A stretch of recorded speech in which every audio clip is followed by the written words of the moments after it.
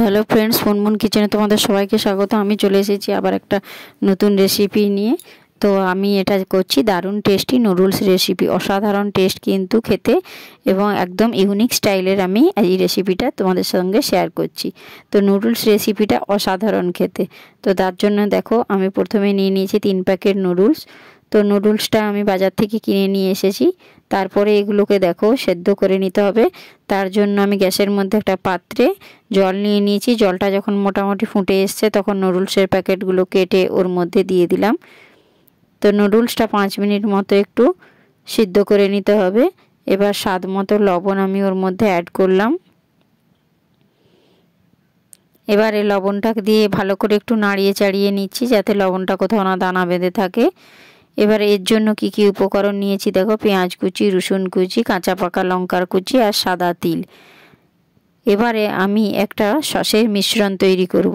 তার জন্য নিয়ে নিয়েছি দেখো টমেটোর সস আর সামান্য পরিমাণ 2 চামচ মতো সোয়া সস।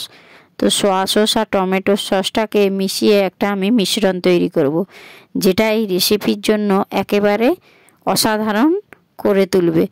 তো তার জন্য নিয়ে নিলাম 1 কাপ মতো জল। তো 1 কাপ জল দেওয়ার পর দুটো সসকে ভালো করে মিশিয়ে নিতে হবে। সসটা যেন খুব পাতলাও না হয় এবং খুব গাঢ়ও না হয়, সেই জন্য সেই মেজারমেন্টে 1 কাপ মতো জল এখানে দিতে হবে। তো জলটা দেওয়ার পর দেখো চামচের সাহায্যে আমি ভালো করে দুটো সসকে একেবারে মিশিয়ে নিলাম। এবার দেখতেই পাচ্ছ সসটা মোটামুটি আমার এই রকম মেজারমেন্টে হবে। এবারে যে আমি নুডলসগুলো 5 মিনিট সিদ্ধ করতে রেখেছিলাম সেগুলো ঝুড়িতে একটা জল ঝরতে রেখে দিলাম। এবার গ্যাসের উপর আমি কড়া বসিয়ে দিয়েছি। কড়ার মধ্যে দেখো সরষের তেল দিলাম।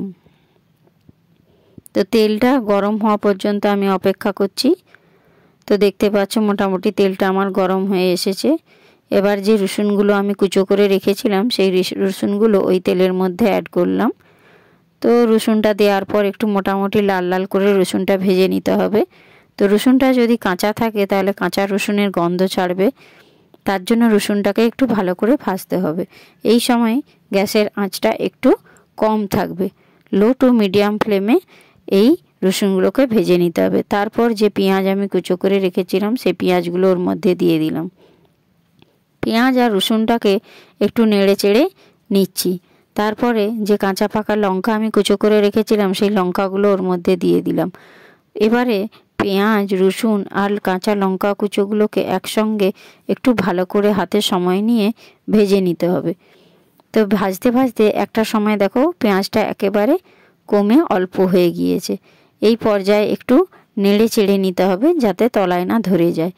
তারপরে যে সসের আমি মিশ্রণটা তৈরি করে রেখেছিলাম সেই মিশ্রণটা এবার ওর মধ্যে দিয়ে দিলাম।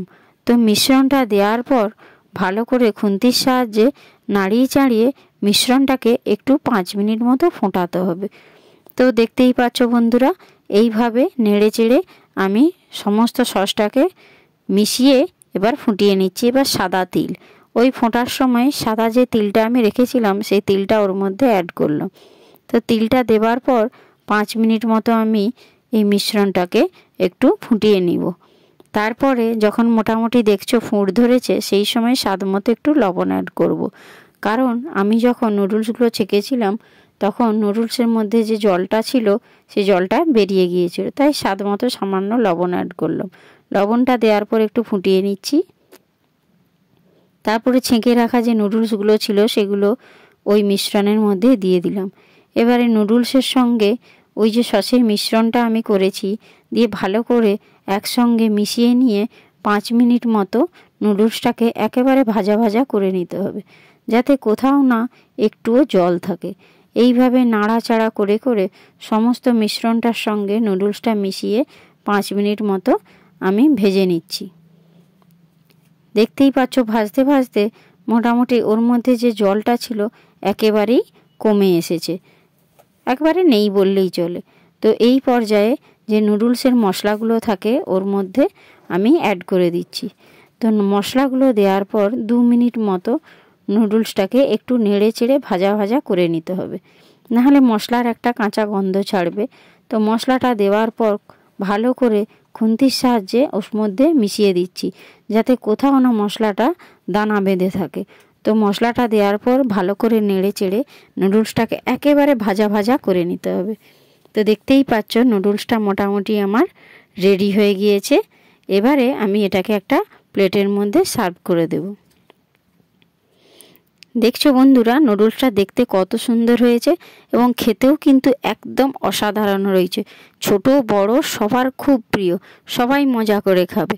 একবার আমার মতো এই নুডলস রেসিপিটা বাড়িতে একবার হলেও ট্রাই করে দেখো। আজকের মতো টাটা, বাই বাই।